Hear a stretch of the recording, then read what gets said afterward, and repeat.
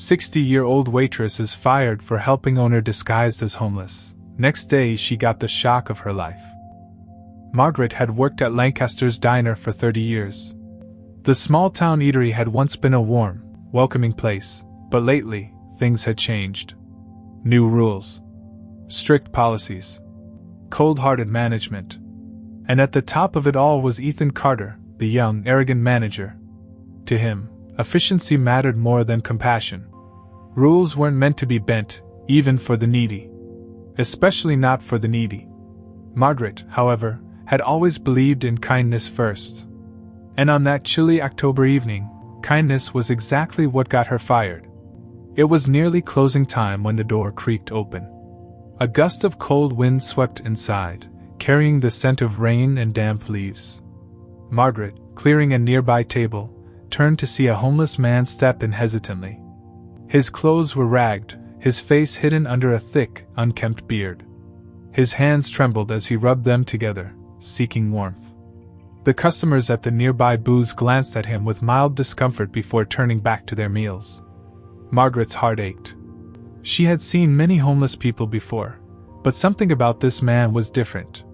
His eyes held something that didn't quite match his ragged appearance. Desperation? Or was it something deeper? She didn't think twice. She approached him with a warm smile. "Sir, are you all right?" He hesitated before nodding. I just need a little something to eat. I don't have money, but I'll do some dishes if I have to." His voice was deep but hoarse, as if he hadn't spoken in a long time. Margaret knew the rules. No free meals. No exceptions. But she also knew that sometimes, rules were meant to be broken. Without a second thought, she guided him to a booth in the corner. "You sit tight, dear. I'll get you something warm." She moved swiftly, scooping up a bowl of hot chicken soup and grabbing a fresh slice of buttered bread. She placed the meal in front of him. His hands shook slightly as he picked up the spoon. For a moment, he just stared at the food. And then, he ate. Margaret felt a quiet satisfaction in her heart. But peace never lasted long at Lancaster's diner. Because standing right behind her, arms crossed and face twisted with disgust, was Ethan Carter. Ethan's voice was sharp as a knife. "What the hell do you think you're doing?" Margaret turned, startled. You're feeding a freeloader?" he sneered. "Are you out of your mind, Margaret?" Her stomach twisted. "He's just hungry, Ethan. It's just one meal." Ethan shook his head, his expression darkening. "That's not how this works. This is a business, not a charity." Margaret's hands clenched into fists. "So what? We just let people starve?" "Yes," Ethan snapped. "If they can't pay, they don't eat. That's the rule." By now, the entire diner had fallen silent. Customers were staring. Even the other waitresses had frozen in place, watching the confrontation unfold. Margaret refused to back down. She turned to the homeless man, who had stopped eating, his face carefully unreadable. "It's okay, dear. Finish your food." Ethan's face turned scarlet. "That's it." He stepped forward and ripped the apron off Margaret's waist. "You're done. You're fired." Gasps rippled through the diner. Margaret's heart plummeted. Her entire life, 30 years of hard work, dedication, and love for this place, was being tossed aside in seconds. "You can't be serious," she whispered. "Oh, I'm dead serious," Ethan sneered. "I should have fired you years ago. You're too soft. Too old-fashioned. Get out." The words cut deeper than any knife. She looked at the homeless man one last time. He was watching, his eyes dark and curious. Margaret swallowed hard, took a deep breath, and walked out. The rain had started falling by the time she reached her tiny apartment. Her hands trembled as she shut the door behind her. She pressed her back against it, taking deep breaths, trying to stop the wave of emotions crashing over her. 30 years. Gone. All because she had tried to help someone. Tears burned her eyes. But anger burned even brighter. Ethan Carter was a cruel, selfish man, and the fact that he had so much power over people's lives made her stomach turn. But what hurt the most was that the owner himself, Mr. Lancaster, hadn't stepped in to stop it. Where had he been? He was never around anymore, leaving the restaurant in the hands of a power-hungry fool like Ethan. Margaret sighed and wiped her eyes. She didn't know what came next. But she knew one thing: she didn't deserve this. And deep down, she had a strange feeling. That homeless man, something about him wasn't right. As if he had been watching her, testing her. She shook her head, brushing the thought away. Tomorrow would be a new day. Little did she know, the next day would change everything. The next morning, Margaret woke up feeling an emptiness she hadn't known before. For the first time in 30 years, she had no place to be. No customers to greet, no trays to carry, no warm morning coffee smell filling her senses. Just silence. She sat at her small kitchen table, staring at the chipped coffee mug in her hands. The rain had stopped, leaving the streets outside cold and damp, much like her spirit. She had never felt useless before. But today she felt like she had been erased. A knock at the door snapped her out of her thoughts. Margaret frowned. She wasn't expecting anyone. When she opened it, a manila envelope lay on her welcome mat. No name. No return address. Just her name, scrawled in bold black ink. A strange feeling settled in her gut as she picked it up and tore it open. Inside was a letter. And the moment she started reading it, her hands began to shake. Margaret, I owe you an explanation. Meet me at Lancaster's diner at noon. Mr. Lancaster. Her heart nearly stopped. Mr. Lancaster? The owner himself? The man had been absent for years, leaving the business in Ethan's hands, and now he wanted to talk? A dozen questions swirled in her mind. Did he know what Ethan had done? Was he going to reprimand her further? Or was this something else? Margaret didn't know why, but she felt something unusual was happening. With no other choice, she grabbed her coat and left. When she arrived at Lancaster's diner, something felt off. The place looked the same, yet different. The usual lively chatter was replaced with a heavy silence. The air was thick with tension, and every employee seemed on edge. Whispers passed between the younger waitresses as they stole nervous glances toward the manager's office. Margaret's stomach nodded. Something had happened. And then, the door to the office swung open. Out walked Ethan Carter, his face pale, his usual cocky demeanor completely wiped away. Margaret had never seen him rattled before. But right now, he looked haunted. The moment he saw her, his jaw clenched, his hands balling into fists. He stormed past her without a word, shoving the door open so hard that it nearly slammed off its hinges. Margaret's eyes followed him until he disappeared down the street. And then, a voice came from inside the office. Margaret! Come in! It was Mr. Lancaster. And she wasn't ready for what she was about to hear. She stepped inside cautiously.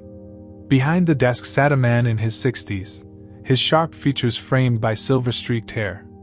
Mr. Lancaster had always been an elegant businessman, rarely seen, always an enigma. But today he looked different. His suit was less polished. His eyes held an unusual glint, and his fingers tapped a slow rhythm against his desk, as if calculating something in his mind. Sit! Margaret obeyed, her pulse pounding. Mr. Lancaster folded his hands together, watching her carefully. And then, in a calm, steady voice, he said the last thing she ever expected to hear. You didn't serve a homeless man last night, Margaret. Her breath caught. What? He leaned forward. That man, that was me. A silence stretched between them. Margaret felt like she had been hit by a train. She tried to speak, but her voice came out hoarse. You? Lancaster nodded. I disguised myself to see how my employees treated those in need. He exhaled deeply. And while you showed kindness, Ethan showed me exactly what I feared, a complete lack of humanity. Margaret's hands tightened in her lap. This was a test. All along, It had been a test. And Ethan had failed. Margaret's mind was spinning. She had been fired for doing the right thing, but now the owner himself was revealing that he had seen everything. What did this mean? What was he going to do? Mr. Lancaster leaned back, his gaze thoughtful. I made a mistake leaving Ethan in charge. I trusted him to uphold the values this diner was built on. Clearly, I was wrong. Margaret swallowed hard. So, what now? Mr. Lancaster gave a slow, calculated smile. Now? He stood up, adjusting his suit. Now I make things right. Margaret's heart thumped. She didn't know what he meant by that, but something told her that whatever was about to happen would be big. 15 minutes later, every single employee was gathered in the diner.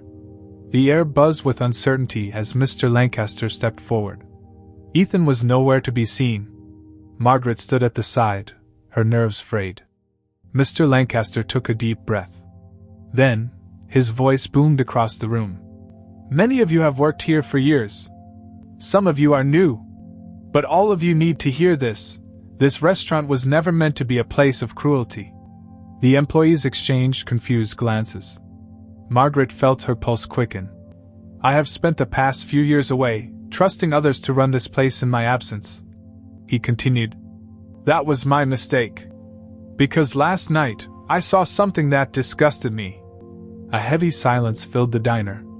Margaret could feel the weight of his words sinking in. Ethan Carter is no longer the manager of this establishment, Mr. Lancaster announced. Gasps rippled through the crowd. But, he added, and this time, he turned directly toward Margaret. I believe this restaurant needs a manager who truly understands what it means to serve with heart.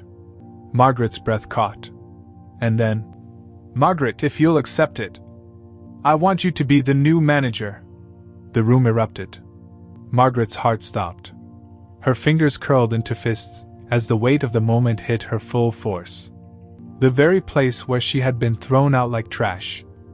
She was now being offered to lead. She looked at Mr. Lancaster, searching his face for any sign of deception. But all she saw was conviction. This was real. This was happening. And deep down she knew. This wasn't just about her. It was about setting things right. So she squared her shoulders, lifted her chin, and said, I accept. Margaret had never been the center of attention before. But now, as the reality of her promotion sank in, all eyes were on her. The wait staff whispered among themselves, their expressions ranging from shock to admiration. Some smiled at her warmly, grateful for the change, while others looked uneasy, unsure of what this meant for them. She understood their hesitation. Ethan was worst. His departure left a power vacuum, and Margaret, the one who had been fired just yesterday, was now leading them. But not everyone was pleased. And she found out just how furious Ethan was when he stormed back inside. The front doors flew open, slamming against the walls. A gust of cold air rushed in as Ethan marched back inside, his face red with pure rage. Are you joking right now? He bellowed, his voice sharp and livid. The employees flinched. Margaret turned to face him, standing firm. Mr. Lancaster, completely unfazed, folded his arms. Ethan, I believe I made myself clear. Ethan let out a bitter laugh, his hands clenched at his sides. You think you can just toss me aside like garbage? His eyes flicked to Margaret, burning with hatred. And her? You think she can do my job? Margaret felt the weight of his stare, but she refused to let it shake her. She met his gaze, steady and unwavering. I don't think I can, she said calmly. I know I can. A flicker of something dark crossed Ethan's face. His jaw tensed. This place is gonna fall apart without me, he sneered. You'll all be begging me to come back. Mr. Lancaster tilted his head slightly. Interesting perspective. He paused, then added, Now get out. Ethan's nostrils flared. For a second, Margaret thought he might lunge at her. But then he smirked. A slow, unsettling smirk. And before walking out, he leaned in slightly, just enough for Margaret to hear. This isn't over. The moment he was gone, A heavy silence filled the diner. Margaret knew one thing for certain. Ethan wasn't bluffing. After Ethan's dramatic exit, things should have been easier. But they weren't. Margaret may have been promoted, but not everyone was on board with the change. The staff was divided. Some were thrilled to see Ethan gone, while others were nervous. She overheard whispers in the break room. "She's too old to be manager. She's a waitress, not a leader." Ethan was a jerk, but at least he knew how to run the place. Margaret didn't blame them. Change was scary. But she also knew she had one chance to prove herself. So, she did what she had always done. She got to work. The first thing Margaret did as manager? Undo Ethan's mistakes. She called a staff meeting that evening, something Ethan never did. As the team gathered, she looked at each of them, her voice steady but firm. "I know this transition is difficult," she started. "And I know some of you are wondering if I can do this job." Some of them avoided her gaze. "That's fair," she continued. "But this place was built on kindness and good service, not fear. And that's what we're going to bring back." A few people nodded, but others stayed quiet. Margaret wasn't done yet. She announced new policies. No more punishments for small mistakes. Employees wouldn't be yelled at or humiliated. Flexible breaks. No more being denied rest just because it was bad for efficiency. Leftover food donations. Any unsold food at the end of the day would be donated instead of thrown away. Some of the staff visibly relaxed. Others still seemed hesitant. Margaret knew she had to prove herself with actions, not just words. And her first real test came just a few hours later. That night, just before closing, a wealthy-looking man walked in. He wore an expensive suit, his shoes gleaming, his presence demanding attention.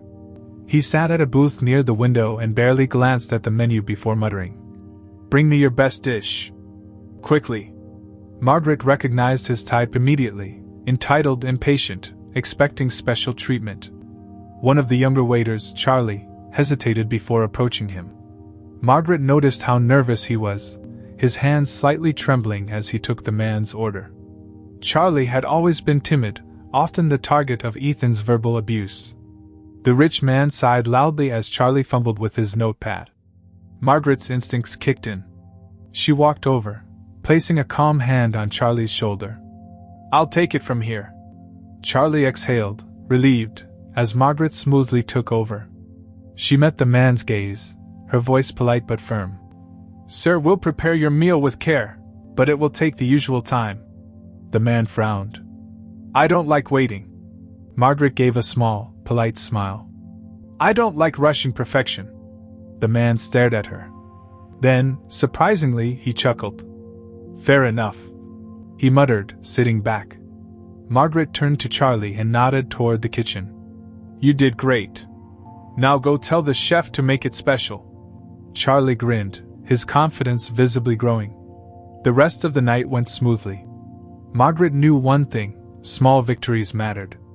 And she had just earned one more step of trust from her team. Just when Margaret thought things were improving, the first problem hit. The next morning, she arrived to find chaos. A storm of bad reviews had flooded the diner's online pages overnight. 1-star ratings. Complaints about awful service. Even lies about food poisoning. Margaret's stomach dropped. She knew exactly who was behind this. Ethan. This wasn't over. Not by a long shot. And Margaret? She was ready for the fight. Margaret had never been in a battle before. But as she stared at the 1-star reviews flooding the diner's website and social media pages, she knew this was war. Ethan was trying to destroy her.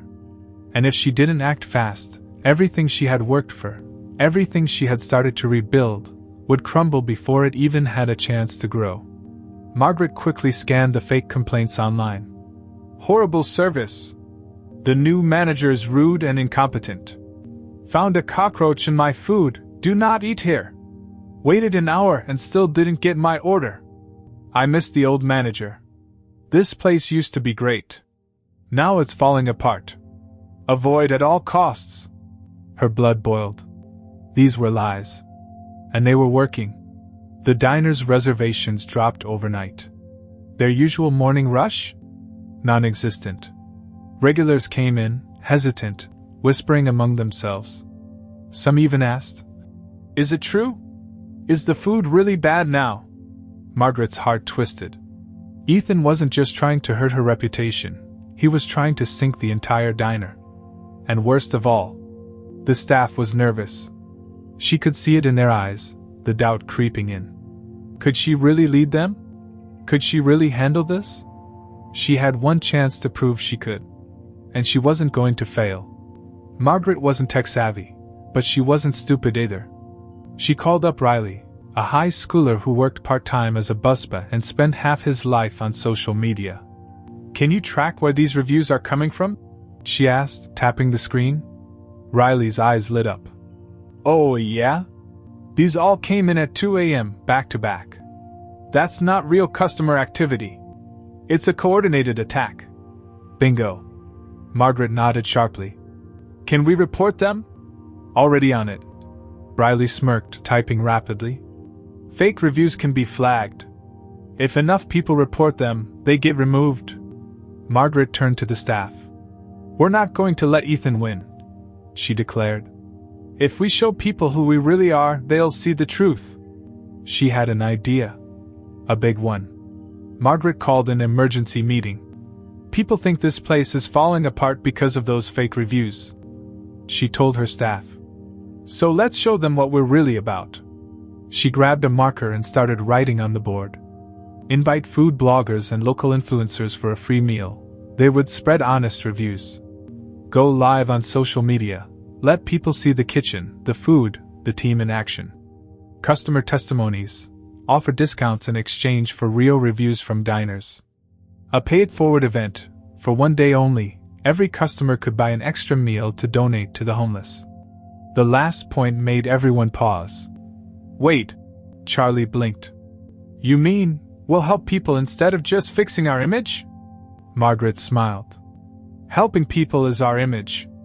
For the first time, the team felt inspired. And when the campaign launched, the response was overwhelming. By the end of the week, everything had changed. A popular food blogger wrote a glowing review about the genuine kindness at Lancaster's Diner. Their live kitchen videos went viral. People loved seeing the staff work together. The fake reviews were flagged and removed. Hundreds of customers left real positive reviews, drowning out Ethan's lies. And the best part? The paid-forward event was a massive success. Dozens of people came in, buying extra meals for the homeless. The diner was packed, and the atmosphere was full of warmth and joy. For the first time in years, Margaret saw the Lancaster's Diner she had fallen in love with, not just a business, but a community. She had won the battle. But the war wasn't over. Because Ethan? He was about to strike back. It started innocently enough. A man in a suit and tie walked into the diner, flashing a badge. "Good afternoon. I'm with the Health Inspection Department. We received a complaint about unsanitary conditions here." Margaret's stomach dropped. She glanced at the staff. "From who?" The inspector gave a tight smile.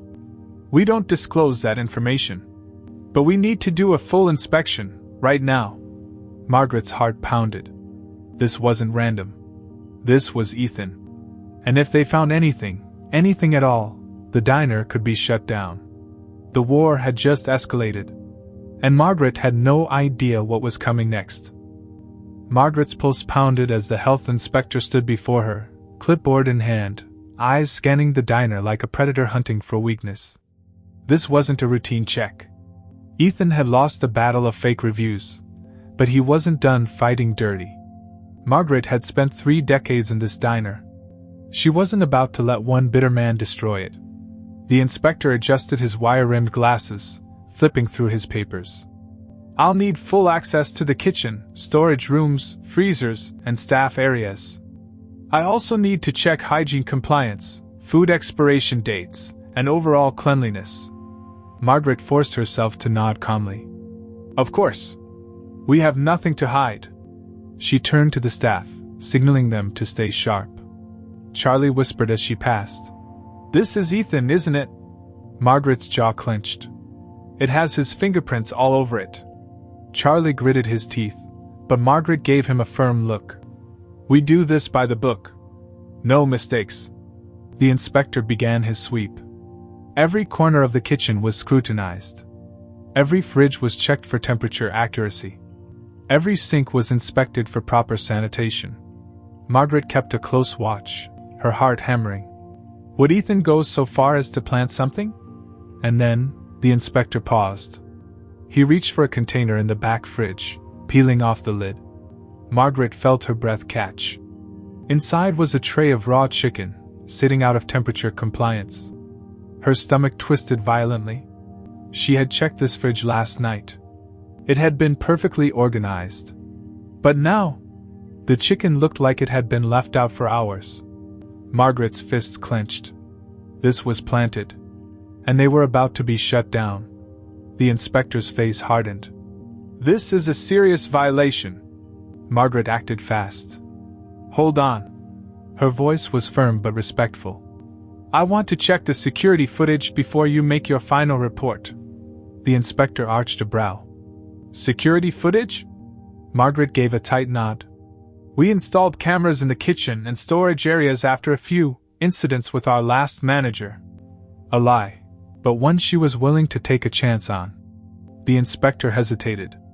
"If you have proof this food was tampered with, I'll review it." Margaret turned to Riley, who had been silently watching from the counter. "Riley, can you check the camera logs?" The teenager's eyes widened slightly, but he caught on fast. Yeah? I'll pull it up right now." Riley bolted to the back room while the inspector continued making notes, eyeing the rest of the kitchen. Margaret felt sweat bead on her neck. If Riley didn't come up with something, it was game over. The tension in the diner was so thick, it could suffocate. Margaret stood her ground as Riley returned, phone in hand, screen tilted toward the inspector. I found something," Riley said breathlessly. Margaret's pulse skyrocketed. The inspector leaned in. On the screen was a grainy, black and white recording from a security camera that didn't actually exist. But Riley was smart. He had taken an old clip from before Margaret's promotion, when Ethan had been sloppy in the kitchen, and looped it, making it seem as if someone had tampered with the food. The video showed a blurry figure in a manager's uniform moving trays around carelessly. The inspector squinted. "This is recent?" Margaret nodded firmly. "It happened last night. Someone must have messed with the storage to frame us." The inspector hesitated. His lips pursed as he reviewed his clipboard. Then he exhaled heavily. "Fine. I won't file a violation this time," he said gruffly. "But this establishment is now under probation. If I get another complaint, I'll return unannounced." Margaret's stomach nodded, but she forced a grateful nod. "That's fair. Thank you." The inspector tucked his papers away and walked out. The moment the door shut behind him, the entire staff erupted into relieved murmurs. Riley nearly collapsed into a chair. "That was terrifying." Margaret exhaled deeply. They had survived. But she knew this wasn't over. Ethan had played dirty. And now? That night, Margaret made a decision. She was done waiting for Ethan to strike again. This time, she would be the one to strike first. She grabbed her phone and dialed a number she hadn't used in years. When the other line picked up, her voice was steady. "I need a favor." A pause. Then, "What kind of favor?" Margaret's eyes narrowed.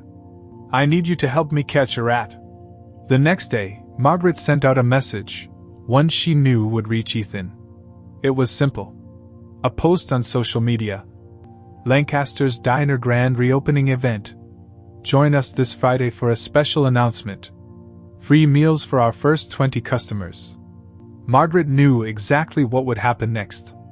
Ethan would show up. And when he did, she would be waiting for him. This war was ending. And Margaret intended to win. The trap was set. Margaret knew Ethan wouldn't be able to resist. He had spent weeks trying to destroy Lancaster's diner, pulling every dirty trick in the book. He had used fake reviews, planted evidence, and even called the health department. But now, he thought he had one last chance to ruin her. The grand reopening announcement wasn't just an invitation.